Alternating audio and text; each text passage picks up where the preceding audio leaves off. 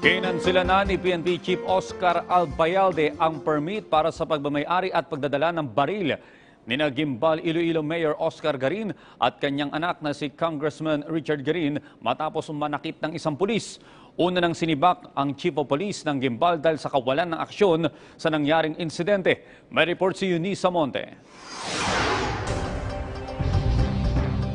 Namamaga pa ang muka ng isang pulis na kinilalang si PO3 Federico Macaya mula sa Gimbal MPS matapos bugbugin ng mga politikong sina Iloilo Representative Richard Garin at Mayor Oscar Garin Miyerkules ng madaling araw. Ayon sa report ng pulisya, tinawag ng mga politiko si PO3 Macaya at doon dinisarmahan, kinapkapan, ipinosas gamit ang posas ng pulis at dinuraan sa harap mismo ng Chief of Police habang tinututukan ng baril. Hindi katanggap-tanggap sa PNP ang pangyayari na malinaw na pambabastos umano sa kanilang mga tauhan at pagyurak sa kanilang uniforme at sinumpaang tungkulin. Kaya naman agad nang kinasuhan ng Western Visayas Police ang mga politiko. Cases will be filed against Representative Garin and his father, Mayor Garin.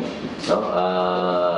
Si Mayor Garin may kasong grave coercion at grave threat at si Mayor, si Representative Garin naman, cases will be filed against him for direct assault of persons in authority, alarming scandal dahil siya ay nagpaputok ng baril niya. Bukod sa kasong sinampa rito, tinanggalan na rin ito ng karapatang magdala ng mga armas, lalo na't karamihan pala sa mga baril nito ay pasuna ang lisensya ayon sa PNP. Lahat po ngayon, effective today, the Chief of the Philippine National Police ordered the cancellation of the license to own and possess firearms of Representative Garin and Mayor Garin base po sa records na naitala na ibinigay po sa amin ng Chief of Firearms Explosive Office, si Representative Garin, no?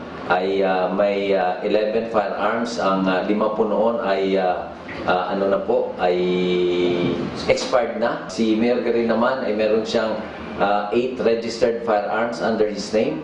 3 po doon ay expired na rin yung licenses. Iniimbestigahan na rin at narelieve na sa pwesto ang Chief of Police ng Gimbal matapos itong pabayaan ng kanyang tauhan na pahiyain at saktan ng mga politiko. Wala siyang ginawa. He should have arrested immediately the mayor and the congressman.